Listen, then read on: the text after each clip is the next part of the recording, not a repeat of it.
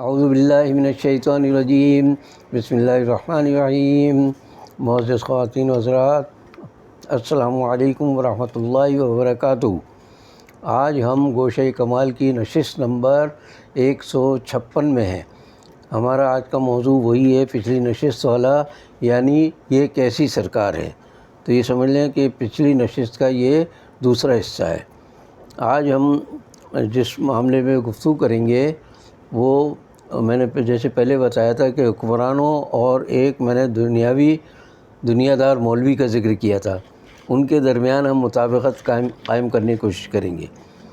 اہل وطن کو اور پوری دنیا کو یہ بات معلوم ہے کہ پاکستان کے لوگ قیام پاکستان سے آج تک ہر دور میں مشکلات، مصائب اور مسائل کا شکار رہے ہیں۔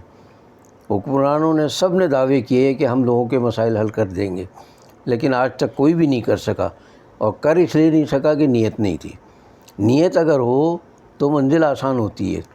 جب نیت ہی نہیں ہے کوئی کام کرنے کی تو آپ لاکھ دعوے کریں، وعدے کریں، جھوٹ بولیں، مکر و فریب کا اظہار کریں، لیکن معاملات خراب ہی ہوتے ہیں۔ اب میں یہ کہنا چاہ رہا ہوں کہ یہ جو موجودہ حکومت ہے، یہ جو سرکار ہے ہماری موجودہ، اس کا تو ایک ایک دن لوگوں کو اذیت دینے میں گزرا ہے۔ کوئی ایک دن ایسا نہیں ہے کہ جس دن عوام کو سکون ملا ہو، کوئی سہولت ملی ہو۔ ہر آنے والا دن پچھلے دن سے زیادہ مصیبت کا دن ہوتا ہے۔ اسی لیے میں نے اس کو مودی سرکار کے مقابلے میں، جو انڈیا میں مودی سرکار ہے تو پاکستان میں یہ ہماری موذی سرکار ہے، یعنی موذی کا مطلب ایذا دینے والی، تکلیف پہنچانے والی سرکار ہے ہماری یہ جو حکومت ہے۔ تو آپ دیکھ لیجیے کہ گزشتہ چند روز کے تجربات نے تو یہ بالکل ثابت کر دیا ہے، انتہا کر دی ہر معاملے میں خرابی کی۔ مثلاً میں شروع کرتا ہوں، ذاتی تجربہ رہا مجھے تقریباً 1.5-2 ہفتے کے دوران معلوم ہوا کئی بار بجلی چلی گئی۔ ویسے تو ملک بھر میں اور کراچی کے بہت سے علاقوں میں بجلی کا ہمیشہ بحران رہتا ہے۔ ہم جس علاقے میں رہتے ہیں ذرا کم جاتی ہے بجلی، لیکن اس علاقے میں بھی کئی گھنٹے تک، بلکہ بعض اوقات پورے دن تک بجلی غائب رہی ہے۔ تو بجائے اس کے کہ ملک آگے بڑھے ترقی کی طرف، کہ اگر پچھلے دنوں اگر 8 گھنٹے جاتی رہی بجلی تو اب 6 گھنٹے جانے چاہیے، پھر 4 گھنٹے جانی چاہیے، لیکن یہ 8 گھنٹے کے 10 گھنٹے اور 12 گھنٹے ہوتے ہیں۔ تو ہمارے یہاں جو ترقی ہوتی ہے وہ خرابی میں ترقی ہوتی ہے، اچھائی میں ترقی نہیں ہوتی ہے ہمارے یہاں۔ تو یہ تو ہو گیا بجلی کا معاملہ۔ یہ پتہ چلا کہ اچھا، پھر ابھی بارش کے چند قطرے گرے کراچی میں، اور جگہ جگہ لوڈ شیڈنگ، کرنٹ اور پتہ نہیں کیا کیا، ایک آدھ ہلاکت کی بھی خبر ہے اس میں۔ تو مطلب یہ ہے کہ اللہ میاں سے کہا جائے کہ ہمیں وہ نہیں چاہیے، بارش نہیں چاہیے تاکہ بجلی نہ جائے ہماری، لیکن اگر بارشیں نہیں ہوں گی تو دوسرا نمبر جو ہے وہ پانی کا بھی ہے۔ پانی کا جو بحران ہے پورے ملک میں، دیہات کے لوگ جوہڑوں کا اور تالابوں کا، گندے تالابوں کا پانی پینے پر مجبور ہیں۔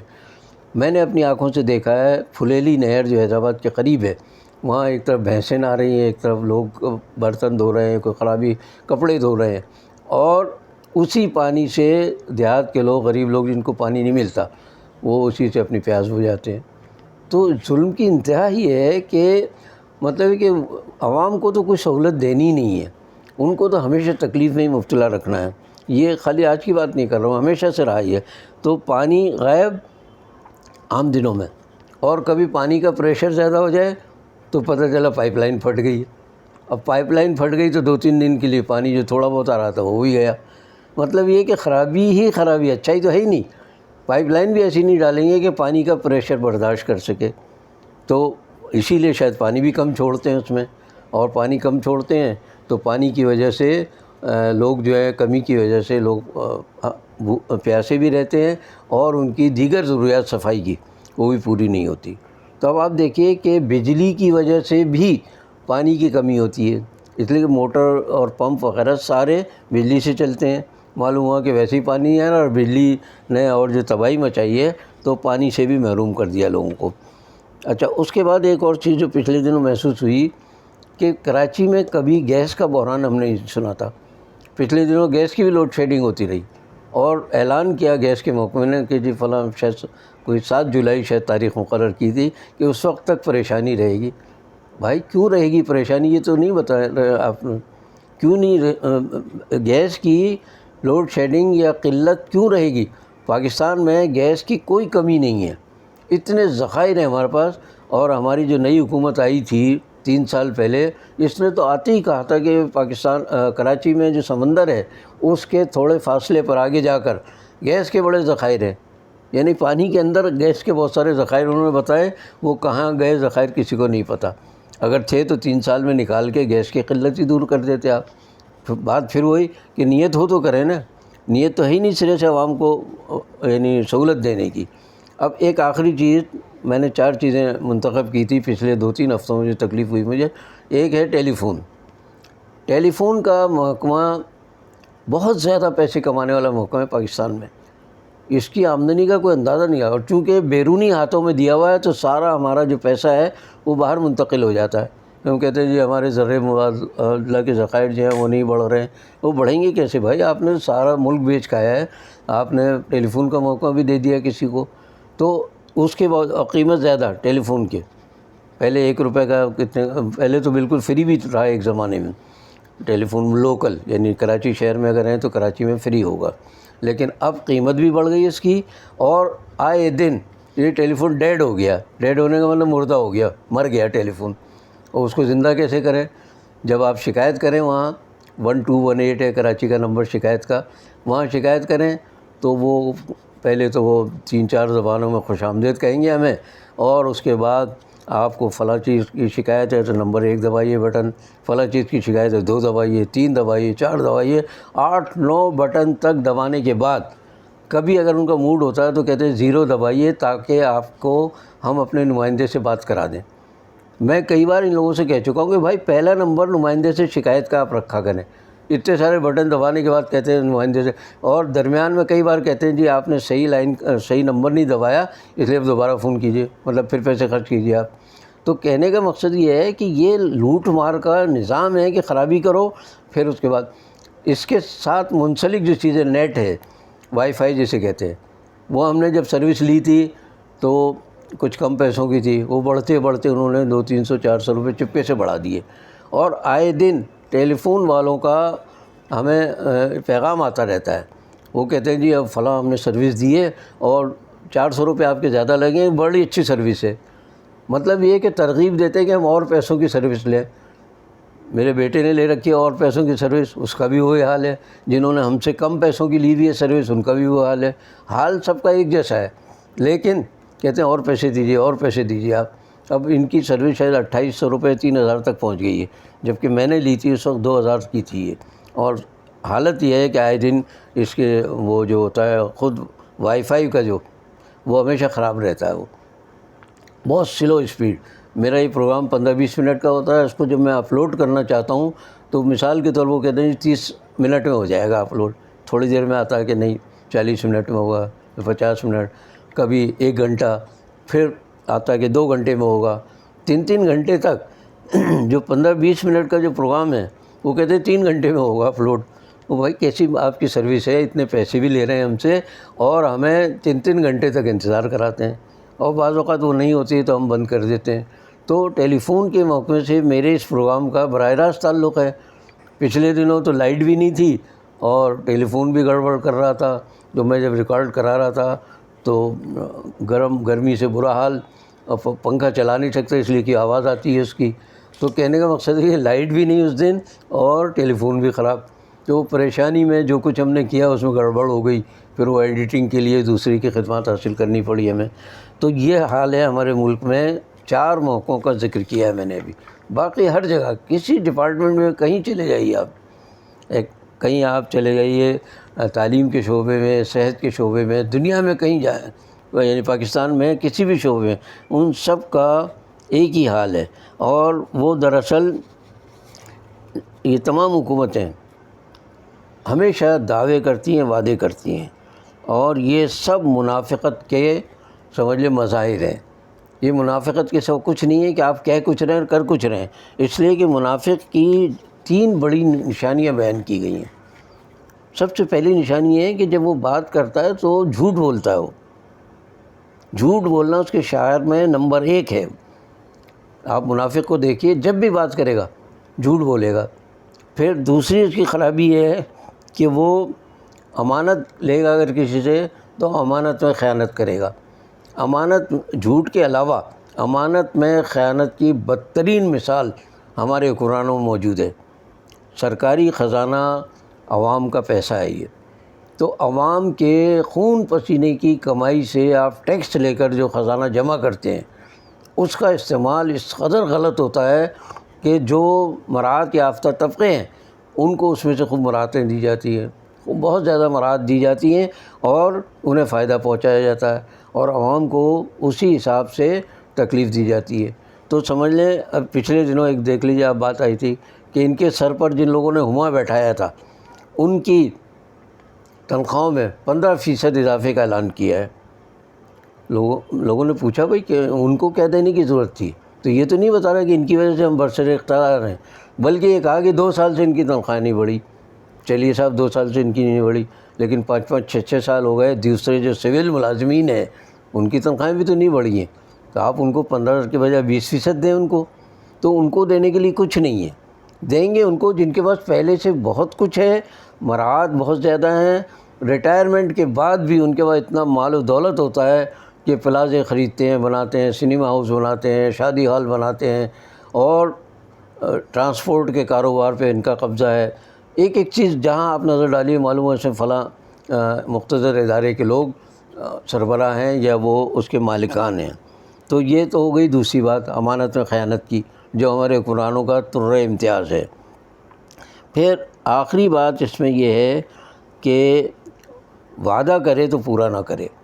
منافق کی نشانی ہے یہ، وعدے بڑے آرام سے کر لیتا ہے، ہم یہ کر دیں گے، ہم وہ کر دیں گے۔ آپ کو پریشانی ہے، آپ کی تکلیف کو دور کرنا ہماری اولین ترجیح ہے۔ انہیں اولین ترجیح کے معنی بھی نہیں معلوم۔